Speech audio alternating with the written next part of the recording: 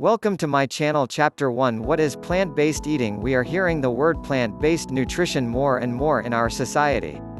With the launch of documentaries like Game Changers, books like Forks Over Knives, and the emergence of athletes changing their nutrition to be plant-based, one has to wonder what this is all about. Our understanding of plant-based eating may differ from one individual to another. In the world of nutrition, plant-based eating is having a large portion of one's nutrition coming from vegetables, fruits, herbs, nuts, whole grains, and also include legumes or other plants. Plant-based eating. A spectrum of plant-based nutrition options is available to you. Some are very strict vegan diet, others are still adding animal products like dairy, vegetarian, and at the other end of the spectrum are those that still eat meat, poultry, and fish on an occasional basis. We once believed that early humans consumed a large proportion of animal protein in their diet. It is from that belief that, in the 2000s, the paleo diet, mainly comprised of animal protein, became really popular in the world of nutrition and diet. Although, we now know that the nutrition of bipedal primates and Homo sapiens was primarily composed of nuts, fruits, leaves, roots, seeds, and water. In that case, the original paleo diet was in reality plant-based eating. It is also linked to the fact that some of the strongest animals on Earth are not carnivores. The strongest mammal is the gorilla. Most are herbivores.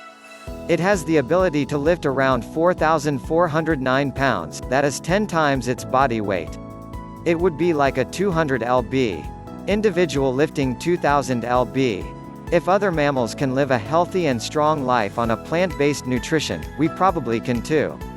Plant-based eating. Why choose a plant-based nutrition? Many reasons exist for choosing a plant-based nutrition. We will discuss in more detail some of those reasons, but here's our top 5. 1. Improve your health. Most Americans consume double the recommended daily intake of protein, which can also cause issues with digestion.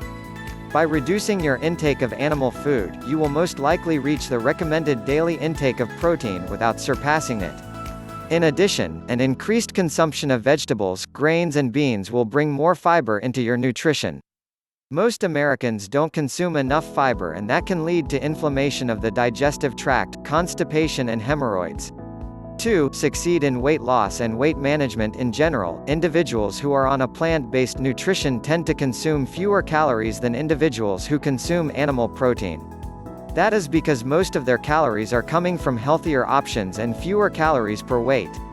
Plant-based eaters tend to eat less processed food and avoid meat-focused restaurants like fast food chains that provide unhealthy meal options. Plant-based eating. 3. Prevent or manage a chronic disease. As you will see in the next section, research demonstrates that individuals on a plant-based nutrition can prevent chronic disease, reduce obesity, and mostly encourage a healthy lifestyle and increase their quality of life. 4. Stop spending on supplements. Did you know that our nation's population spends more than $30 billion a year on supplements? What if you didn't need to waste that money with a plant-based nutrition? You are more likely to receive all the nutrients you need from natural sources like legumes, vegetables, and fruits. Not only does this save you money, it also saves you from trying to remember to purchase and consume supplements. 5. Save our planet. Agriculture uses approximately 70% of our fresh water, globally on average.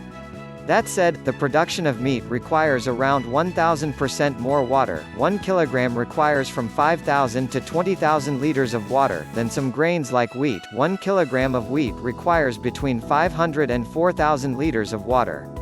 In addition, a lot of the grain is cultivated to feed the animals we eat, and if we started eating that grain and reduce our consumption of meat, less water and fewer resources would be used to produce animal food.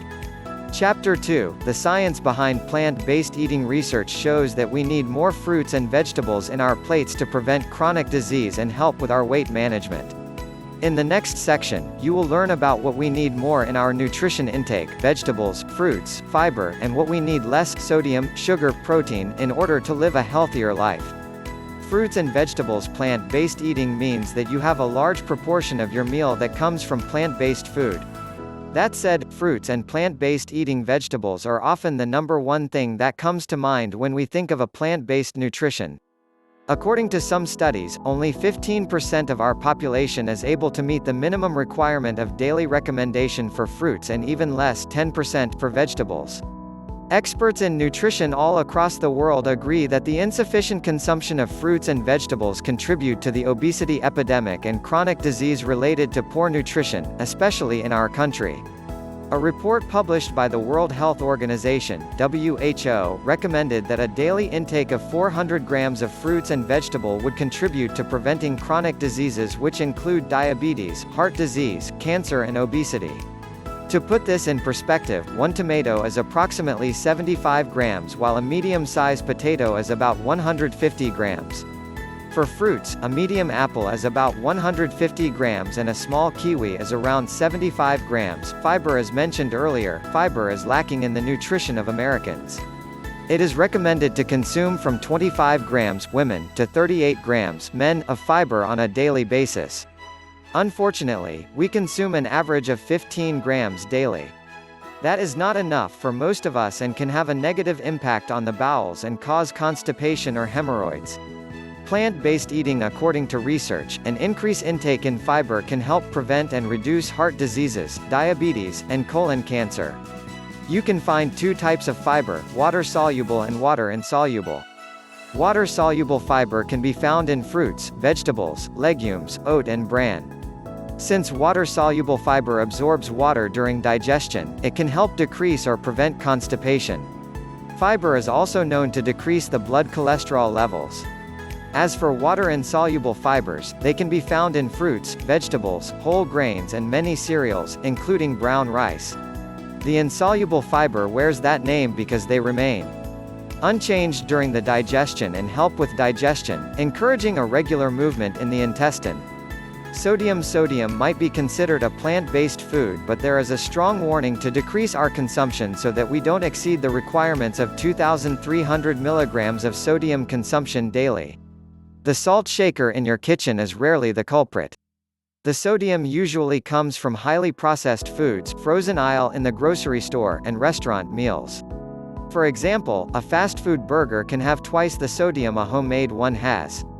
According to some research, individuals who regularly consume a meal at fast food restaurants were approximately 296 milligrams above the recommended daily intake. Other studies indicate that individuals who had a plant-based nutrition with reduced sodium consumption 2,300 to 1,500 milligrams a day showed a reduction in blood pressure and increased weight loss. That said, it is important to understand that plant-based food doesn't always mean healthy food. Sugar is the other plant-based food to beware of. Sugar. Did you know that we are among the largest sugar producers in the world? And we are also high consumers of sugar, third country in the world after India and China. The average American will plant-based eating consume 152 pounds 625 lb. Bags of sugar cane of sugar a year. Some people will try to convince you that some sugars are better than others. It is true that different types of sugars will have a different impact on your metabolism. But sugar remains something that you should not consume in a large quantity, no matter if it is coming from fruit juices, honey, or a muffin. It is recommended to stick to less than 50 grams of sugar a day.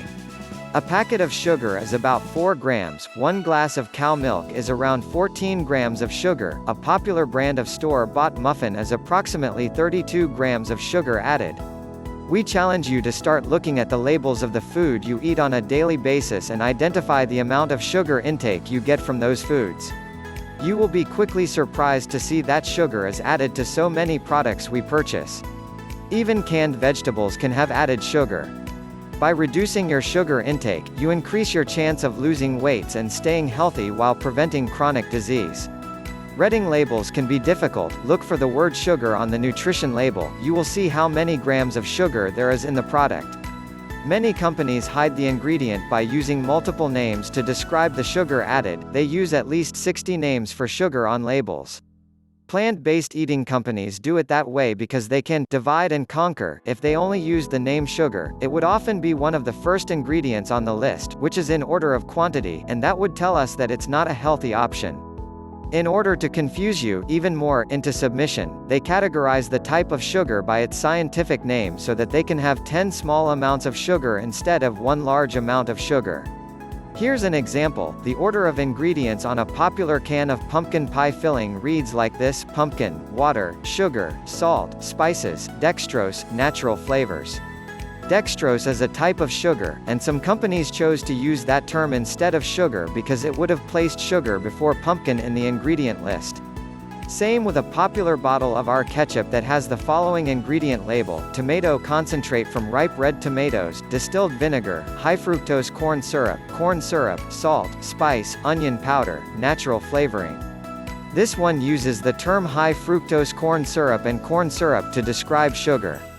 One packet of ketchup weighs 9 grams and 2 grams is sugar. I know, choosing healthy seems like a lot of work, but once you know which products are good for you, it makes your grocery plant-based eating shopping quicker. Some labels now say low sodium or no sugar added. This can help you pick the right item faster. Protein: it is a myth that animal protein is a better protein than plant protein. Since 2007, the World Health Organization has indicated that the difference between animal or plant-based protein is not significant. Here's examples of approximate amount of protein found in plant-based protein versus animal protein. Plant-based protein: animal protein 1 cup of dry roasted soy, 37 grams 1 ribeye steak, 291 grams, 69 grams 1 cup of tofu, 20 grams 1 fillet of cooked salmon, 35 grams 1 cup of boiled chickpeas, 15 grams 1 cup of cottage cheese, 23 grams 1 cup of quinoa, 8 grams 1 cup of whole milk, 8 grams 1 avocado, 4 grams 1 egg, 6 grams for most Americans. The average daily intake of protein is recommended at 46 grams women, and 56 grams men. 1 cup of shredded cheese is about 26 grams of protein, and a 1 cup of diced chicken is 38 grams of protein. Plant-based eating: that means that if you eat cottage cheese for breakfast with a glass of milk, an egg sandwich for lunch, and a ribeye steak for dinner, you are probably looking at double the amount of protein recommended for daily intake. You can now understand why the average American eat around 100 grams of protein per day. Our society seems to be eating too much protein, which can cause issues with the bowels or digestion. It is true that some individuals need more protein than others, but in general, our protein-rich nutrition is overindulgence. It was once believed that you needed to add animal protein in your meals to increase muscle mass. Some studies in athletes have demonstrated that it is possible to increase muscles and be fit with a plant-based nutrition. For example, one of the best runners of all time and American ultramarathoner, Scott Jurek, is known to be a plant-based eater.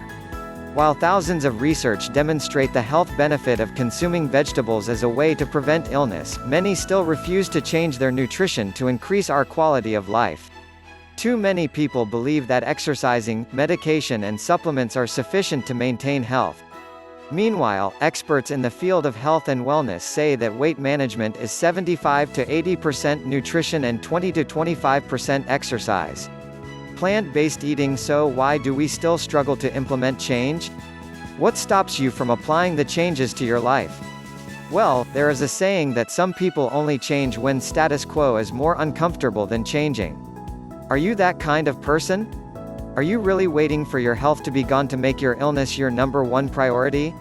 I don't think so, because you wouldn't be reading this if you weren't contemplating a change. Since you are not a quitter, let's move on to the next chapter. We will be making sure that you have all the tools and knowledge to reach your plant-based eating goal with success. Chapter 3: Kick-start your plant-based lifestyle. In order to be successful in adopting a plant-based lifestyle, it is recommended to take small steps so that you have the opportunity to adopt and maintain new habits. Slow and steady is a great strategy to form new habits. Step 1. Choose your type of plant-based nutrition. As mentioned earlier, a spectrum of plant-based eating is available to you. Start by identifying what you would like to change in your nutrition. Considering that your nutrition will be mainly coming from plants, your options are: plant-based eating. 1. Strict plant-based nutrition, vegan. With a strict plant-based nutrition, you are not going to consume any meat, fish or animal products like dairy foods, honey or eggs. 2. Vegetarian plant-based nutrition. In a vegetarian plant-based nutrition, you will be able to consume eggs, milk, cheese and other products of animals but no meat or fish. 3. Pescatarian plant-based nutrition. The pescatarian plant-based nutrition is similar to the vegetarian one but include fish. That would mean that your nutrition includes plant-based food, eggs, milk, cheese, fish and other products of animals but no meat. 4. Flexitarian plant-based nutrition. This option is great for individuals who would like to slowly move into plant-based eating without fully committing to never eat meat again. In this plant-based nutrition option, your meals will have a large proportion of plant-based food. In addition to small portions of eggs, or dairy foods and, on occasion, include meat, fish, seafood or poultry. Some individuals in that category have adopted the Meatless Mondays to reduce their consumption of animal protein.